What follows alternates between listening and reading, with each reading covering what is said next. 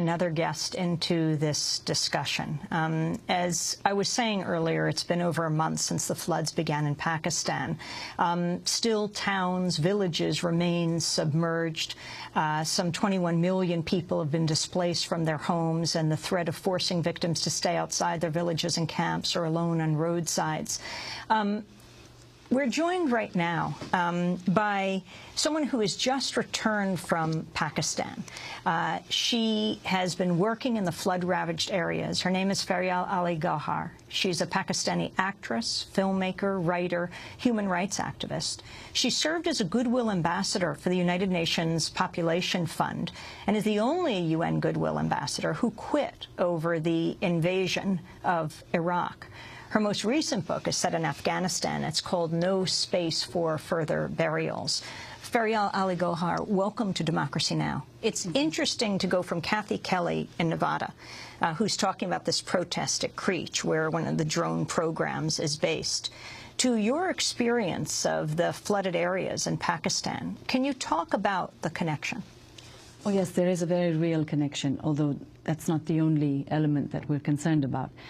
But it is well known, if not acknowledged particularly by the state, that the base for the drones where they are housed before they are automated is in Pakistan. The current government has literally gone blue in the face denying that. But I just happened to stumble across a contractor, and that's not the Blackwater contractor, the contractor who built the base. Who inadvertently actually spoke about it, but he was speaking about it in a different context, and that context was the fact that he was there at the time of the flooding, and this is the worst catastrophe to have hit any state since apparently biblical times.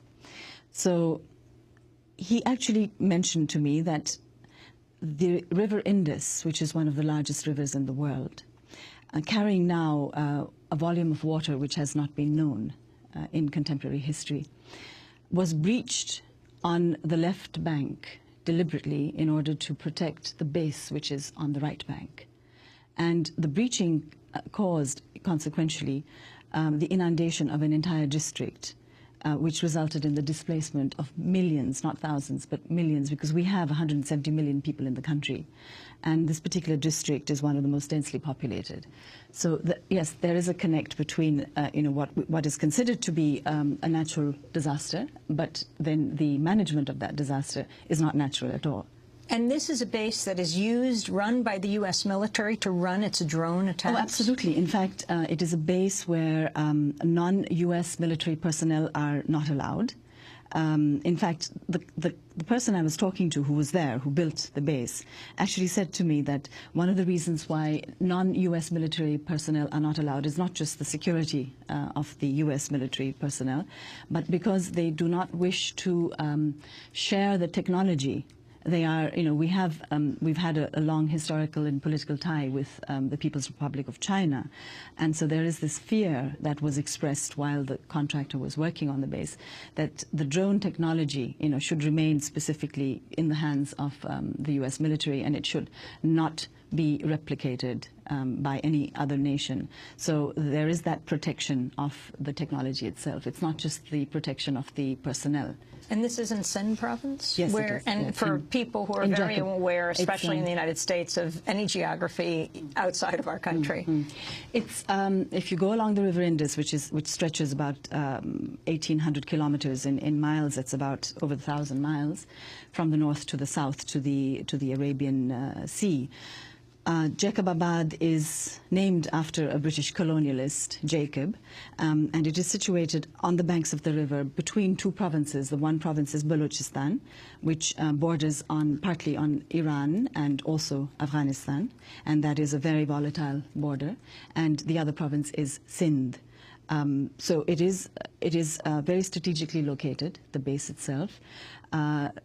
Ordinary Pakistanis are not supposed to know about it. I'm sure ordinary Americans are absolutely unaware of it. But yes, there is a physical American presence We had reports that both the water was diverted, which flooded further Pakistanis, and also that the U.S. military had to refuse to allow it to be used as a staging base for aid. Also true.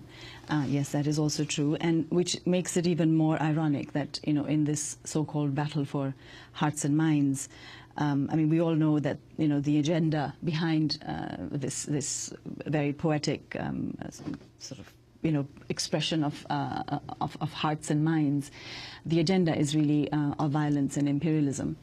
And it is even more ironic that we have had many visits by important personages from the United States government, including Secretary of State Hillary Clinton. And, there is this desperate sort of a need to reach out to the Pakistani people, and the flood almost seems to have presented itself as an opportunity for American foreign policy to be accepted more readily by Pakistani people in exchange for relief. And relief consists of food aid as well as shelter. But the irony is that while there is a physical military presence in the country, that is cordoned off and cannot be used for humanitarian purposes. So American forces and helicopters have actually been flying in from the 7th Fleet into Pakistan and from other locations, possibly even from Afghanistan, because in 2005, during the colossal earthquake which cost us 75,000 lives, we did have a diversion of the particular kinds of helicopters, which are the large, I think they're called the Chinook, which was diverted from Afghanistan, from the duties there, which again is ironic. I mean, I just find things all connected, which again is ironic because at the time of Hurricane Katrina, the National Guard, who was supposed to have been protecting the American people, the National Guard was engaged in Afghanistan at that time, or in Iraq, one of the two countries. So, you have this ongoing series of ironies where the state is meant to protect the people. It's actually protecting only its own interests at the expense of the people. You were in Pakistan, and you are Pakistani, but you were in Pakistan with Palestinian doctors helping flood victims? Yes, I was. I mean, for us, it was a symbolic presence, a very significant symbolic presence. The Pakistani people have been friends and supporters of the Palestinian liberation movement and the movement for self-determination of a sovereign people. And it was a very small team, 4 doctors and 2 medical technicians. And I felt that of the foreign missions that had come, and there have been many, I have had a long association with the Palestinian movement, and I felt that this was my way of reconnecting with that movement. And my experience, of course, with the flood affectees was something else, which we can talk about if you like, but in personal terms, it was something I never expected, is that as a result of my association with the team, I was then offered, and in fact given the honorary citizenship of Palestine, which for me as a Pakistani, is like for a lot of people getting the green card to come and live in the United States. So I have had both a personal fulfillment and a political fulfillment in this experience. Well, I want to thank you very much for being with us, Feryal Ali Gauhar, Pakistani filmmaker, writer, actress, human rights activist, served as a Goodwill Ambassador for the UN, the only Goodwill Ambassador to have quit over the U.S. invasion of Iraq. She's written a novel about Afghanistan. It's called No Space for Further Burials.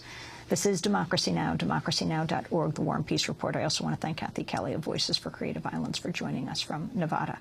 When we come back, we're going to look at some interesting comments by the former House Speaker Newt Gingrich, saying to understand President Obama, you have to understand Kenyan anti-colonialist thinking.